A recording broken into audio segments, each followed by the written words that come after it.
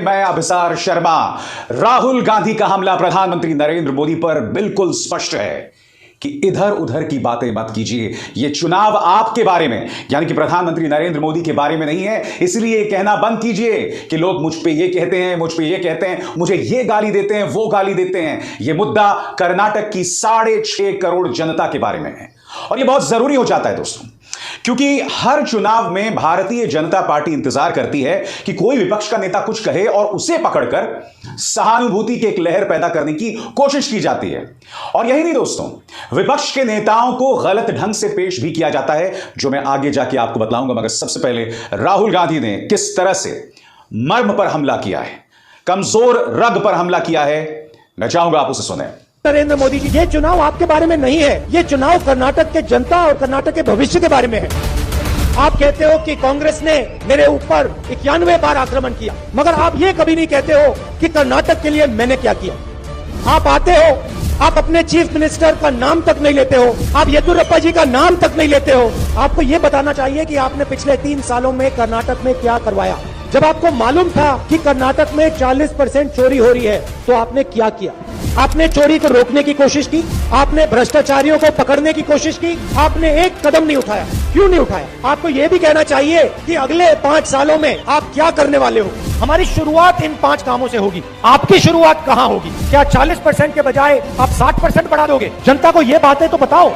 दोस्तों, कांग्रेस जो है वो बहुत ही दिलचस्प अंदाज में भारतीय जनता पार्टी पर हमला बोल रही है इन चुनावों पर। जैसे कि आप जानते हैं दोस्तों, एक बार कोड होता है। अब कांग्रेस अब तक एक बार कोड का इस्तेमाल कर रही थी, पे सीएम, और इस बार कोड में आप देख सकते हैं कि कर्नाटक के मुख्यमंत्री बोम्मई का चेहरा दिखाई दे रहा है। अब इन्होंने एक और बार कोड का इस्तेमाल किया है, वो है क्राई पीएम। क्यों? क्योंकि प्रधानमंत्री नरेंद्र मोदी बार बार यही कहते हैं कि मेरे कब्र खुदने की बात होती है, मुझे गाली दी जाती है, रोज 2-2, 3-3 किलो गाली दी जाती है, मुझे सांप कहा जाता है। इसीलिए अब पे सीएम के साथ साथ क्राई पीएम। इसके मायने को समझिए दोस्तों। पे सीएम इसलिए क्योंकि बम्बई सरकार के बारे में यह बहुत लोकप्रिय होता जा रहा है कि वो 40% कमीशन सरकार है, यानी कि हर डील में 40% कमीशन। और उसी तरह से प्रधानमंत्री नरेंद्र मोदी, जो कि खुद पर हो रहे राजनीतिक हमलों के बारे में अक्सर बातें किया करते हैं, इसीलिए क्राई पीएम। मैं आपको बतलाना चाहूंगा दोस्तों कि प्रियंका गांधी वाड्रा ने भी अभी कुछ ही दिनों पहले उन पर हमला बोला था और उनका संदेश साफ था कि प्रधानमंत्री मोदी, सीखिए राहुल गांधी से। राहुल गांधी पर तो न जाने कितने अनर्गल हमले किए गए, मगर उसने रुदाली नहीं की। सुनिए प्रियंका ने कैसे हमला किया था। मैंने पहला ऐसा प्रधानमंत्री देखा है बहनों और भाइयों, पहला देखा है जो आपके सामने आकर रोता है कि मुझे गाली लग रही है, मुझे गाली दे रहे हैं। आपके दुख सुनने के बजाय अपना दुखड़ा आपको सुनाते हैं। और किसी ने उनके ऑफिस में बैठकर एक लिस्ट बनाई है। अरे आपके दुखों की लिस्ट नहीं है वो आपकी समस्याओं की लिस्ट नहीं है। वो ये लिस्ट नहीं है कि किसानों की क्या समस्या है, हमें क्या करना। वो ये लिस्ट है कि मोदी जी को कितनी बार किसने गाली दी है। कम से कम एक पन्ने पे फिट तो आ रही है। अगर मेरे परिवार को जो गालियां दी हैं इन लोगों ने, हम लिस्ट बनाना शुरू करें तो हम किताब पे किताब छपवा लेंगे। हिम्मत करो मोदी जी, मेरे भाई से सीखो। मेरा भाई कहता है गाली क्या, मैं गोली खाऊंगा इस देश के लिए। मेरा भाई कहता है सच्चाई के लिए मैं खड़ा रहूंगा। तुम गाली दो, गोली दो, छुरा मारो, कुछ भी कर लो, घबराओ मत मोदी जी, घबराओ मत। ये सार्वजनिक जीवन है, मोदी ये सब सहना पड़ता है, हिम्मत रखनी पड़ती है, आगे बढ़ना पड़ता है। दोस्तों, इन चुनावों में बहुत दिलचस्प हो रहा है। भारतीय जनता पार्टी की बौखलाहट अलग अलग तरीकों से सामने उभर कर आ रही है। मैं आपको बताता हूं कैसे। मसलन अमित शाह हर जगह यह कह रहे हैं कि प्रियंका गांधी वाड्रा ने प्रधानमंत्री नरेंद्र मोदी को नीची जाति का कहा। वो हवाला दे रहे हैं आज से करीब 9 साल पहले दिए गए प्रियंका गांधी वाड्रा के बयान का, जो उन्होंने 2014 के लोकसभा चुनावों से पहले कहा था। मगर उसमें भी प्रियंका गांधी वाड्रा ने प्रधानमंत्री को नीची जाति का नहीं कहा था, उन्होंने उनकी राजनीति को नीची राजनीति का कहा था। सबसे पहले मैं आपको दिखलाना चाहूंगा कि किस तरह की गलत बयानी देश के गृह मंत्री अमित शाह कर रहे हैं आपके स्क्रीन पर।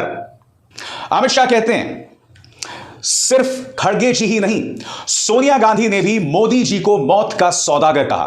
प्रियंका गांधी ने मोदी जी को नीची जाति का बता दिया था। लेकिन जब जब कांग्रेस के नेताओं ने मोदी जी को गालियां दी हैं, तब तब हम चुनाव जीते हैं। तो कहीं ना कहीं देश के गृह मंत्री अमित शाह को लग रहा है कि कहीं ना कहीं प्रधानमंत्री नरेंद्र मोदी के बारे में बयानात जो दिए हैं कांग्रेस के नेताओं ने, उसके आधार पर एक सहानुभूति पैदा की जाए और कर्नाटक के चुनावों में जीत हासिल की जाए।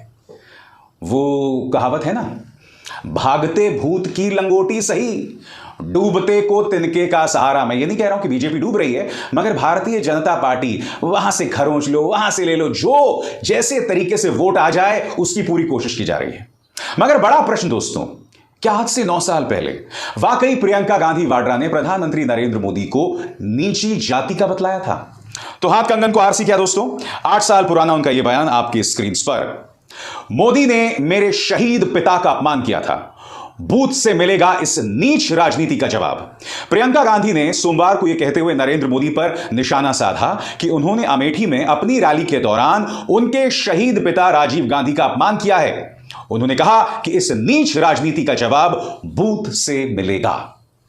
इसका अर्थ क्या हुआ दोस्तों? इसका अर्थ यह हुआ कि प्रियंका गांधी वाड्रा ने कहा कुछ और था और उसे अपने पक्ष में किस तरह से मोड़ा गया। याद कीजिए दोस्तों, आज से 5 साल पहले जब गुजरात के चुनाव हुए थे, तब इस शख्स मणिशंकर अय्यर ने भी प्रधानमंत्री नरेंद्र मोदी के लिए नीच शब्द का इस्तेमाल किया था, मगर उस वक्त भी उसे उनकी जाति से जोड़ दिया गया था। तो यह काम लगातार बीजेपी करती है। और यही नहीं, भारतीय जनता पार्टी की निगाह में तो प्रधानमंत्री नरेंद्र मोदी की आलोचना करना देशद्रोह है। मिलिए उत्तर प्रदेश के मुख्यमंत्री माननीय आदित्यनाथ जी से, सुनिए वो क्या कह रहे हैं और फिर मैं उसकी चर्चा करता हूं। प्रधानमंत्री का अपमान राष्ट्र का अपमान होता है। खड़गे जी कांग्रेस के अध्यक्ष होने के बावजूद प्रधानमंत्री जी के प्रति अपमानजनक टिप्पणी करते हैं। ये भारत का अपमान करते हैं, भारत की 140 करोड़ जनता का अपमान करते हैं। और इसलिए भारत का अपमान करने वाले किसी व्यक्ति को हमें स्वीकार नहीं करना चाहिए। प्रधानमंत्री नरेंद्र मोदी की आलोचना या प्रधानमंत्री की आलोचना, ये उनके बारे में कुछ कहना देश का अपमान कैसे हो सकता है बताइए? यकीनन जो लोग एक चुने हुए प्रधानमंत्री के बारे में अब शब्दों का इस्तेमाल करते हैं, मसलन जहरीले सांप का इस्तेमाल किया था मल्लिकार्जुन खड़गे ने, ऐसा नहीं करना चाहिए। भाषाई मर्यादाओं का ख्याल रखना चाहिए। अच्छी बात यह है दोस्तों कि मल्लिकार्जुन खड़गे ने उसके लिए बाकायदा माफी मांगी, जो अच्छी बात है, माफी मांगी भी जानी चाहिए।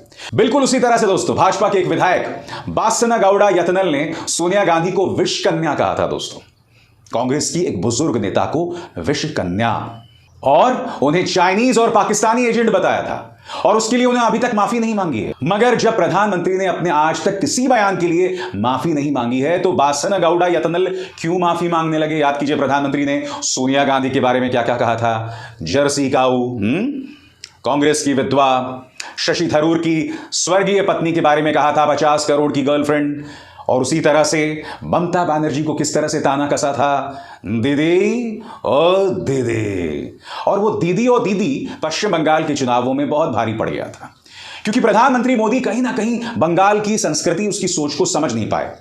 मगर जो मैं बतलाने का प्रयास कर रहा हूं कि प्रधानमंत्री नरेंद्र मोदी ने अपने किसी बयान के लिए माफी नहीं मांगी, तो जाहिर सी बात है कि बासना गौड़ा यतनल माफी क्यों मांगने लगे, जिन्होंने सोनिया गांधी को एक विष कन्या बताया था। दोस्तों एक बात स्पष्ट है कि अब करो या मरो वाली स्थिति है। भारतीय जनता पार्टी और कांग्रेस दोनों मैदान में है। वो लोग पूरी कोशिश कर रहे हैं जीत के लिए, और अब वो वक्त आ गया है कि भाई मोहब्बत और जंग में सब जायज है। याद कीजिए ईश्वरप्पा ने क्या बयान दिया था कि हमें मुस्लिम वोट्स नहीं चाहिए। उन्होंने यह तक कह दिया था कि भाई बिजली पानी सड़क मत मांगो, हम तुम्हें मुसलमानों से सुरक्षा दिलवा रहे हैं, तुम्हारी बेटियों को मुसलमानों से सुरक्षा दिलवा रहे हैं। कायदे से ईश्वरप्पा पर चुनाव आयोग को कार्रवाई करनी चाहिए थी, मगर हर बार की तरह चुनाव आयोग सोया हुआ है।